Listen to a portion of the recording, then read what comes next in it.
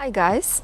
In this video I want to talk to you about what to do if you find yourself in a military conflict. I can provide useful information because Ukraine has been at war for 7 years now. And we really did live, especially in the beginning, through a phase where we expected the enemy forces to attack us. There were days when we were really preparing ourselves for the worst. I tell you my personal experience and I can share my research with you. This is just a civilian making a video. This is not official Ukrainian government, this is just a physical person. In the description of this video I provide additional videos and official government resources to describe what you should do in case the war starts. It's in Ukrainian, but you can use Google Translate. Some of the things are a little bit silly, but others are very useful. And this is just a synopsis and my impressions and my experience.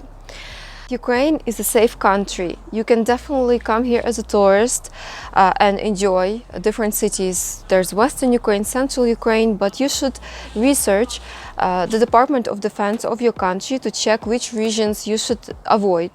And also Ukrainian, there are Ukrainian laws that prohibit foreigners to be present at the territory where military action is taking place. So if you are found there, you will be considered a spy. So definitely feel free to come to Ukraine, but be careful and do your research so you do not get in trouble. A few weeks ago there was a danger and the build-up of Russian forces at the borders of Ukraine. I was in Kharkiv and exactly according to news, this is where part of Russian forces was located, so about maybe an hour or a little bit more away from Kharkiv.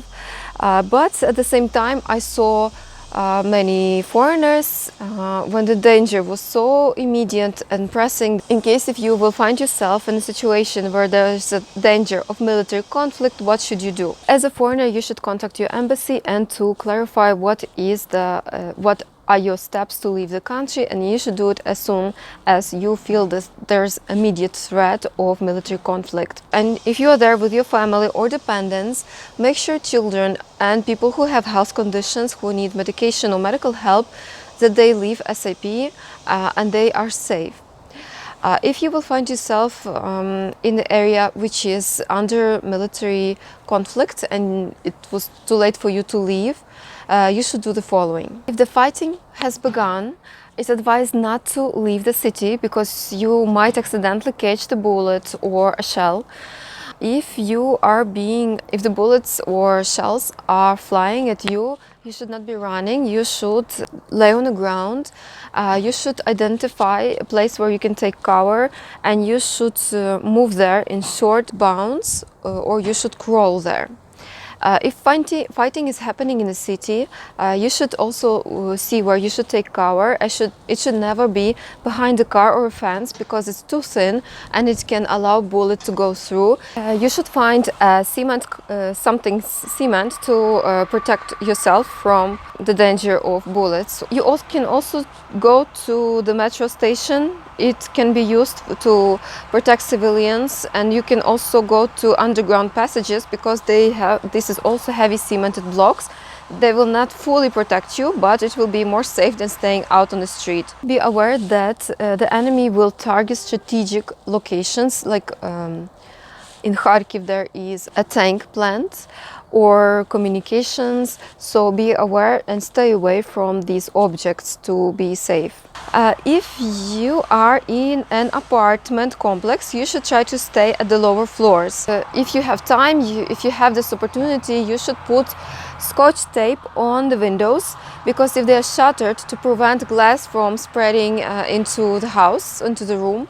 And you should stick to the bathroom. You should stay in the bathroom because this is the room that's furthest away in the apartment and has the lowest number of windows. You should also, if you're living in an apartment complex, you should find where is the cover. You should find it ahead of time and go there and check if it's open and if you can use it. Also, if you are in a rural area, If you have a basement, you can make it stronger by sandbags, and you should also make sure that in your apartment or in your house you have perishable food that can last for many months.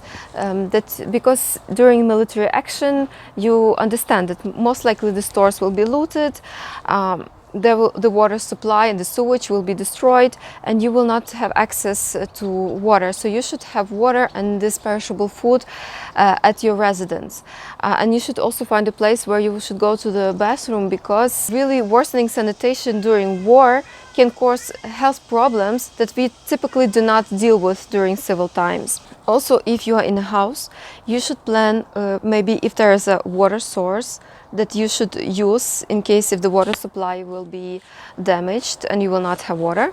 And you should, if you're living by a forest area, it's amazing that you will know where to get wood, because Ukrainian winters are brutal. If you will need firewood, you need to plan where to get it to keep yourself warm in the winter. So there will be a lot of misinformation during war, and you should know who to listen. You should listen to official national channels, and you should be aware that looting is very possible during war. Also, in 2014, when we expected like full-blown attack, we knew that most likely cell coverage will be limited or non-existent. There will be most likely no Wi-Fi. It probably will be blocked. People will probably line up to ATMs to get all their money. Most likely Ukrainian currency would crash. So you should keep either gold or some other currency to help you to escape to a safe location. And so, for example, in Lviv, yes, I kept euros and I would run to Polish border to seek safety. You should always have your documents with you and some money with you in case if you will come into contact with enemy forces. You should, if you need to give them money to go to safety, or you should have your documents to identify your person. You should never have any military or camouflage uniform on you, no camouflage pants, no camouflage backpack, because you will be identified by both sides as an enemy and you will be a target, especially during shooting. You should always, we all know very well that Russia uses any strategy, anything they can to achieve their goal. It's possible that civilian quarters can be shot by rocket artillery fire, as it has happened in Mariupol and Kramatorsk. You cannot trust that enemy will leave civil population, not touch civil population, or will keep to their word. You should stay in touch with a local civil defense unit or army unit that takes care of your area in case if you're wounded, in case if you find suspicious object, in case if you need water or if you need any help. You should have their contacts and you should approach them to get help or to communicate with them, because they will be controlling your area. You should also understand that most likely at a certain hour artillery fire will be expected, and at this hour most likely you will be told to stay inside. And also all events, all civil events, concerts will be cancelled. You should always seek cover with your army forces, because with them you will be protected.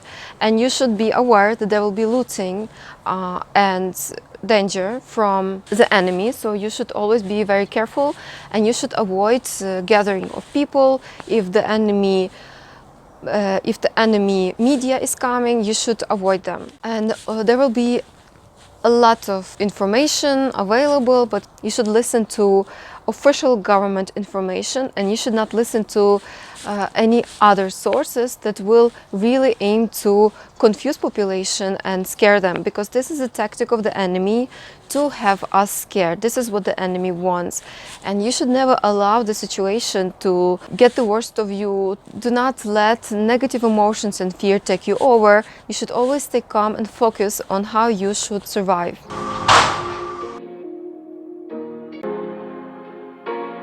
Please like this video and subscribe to this channel.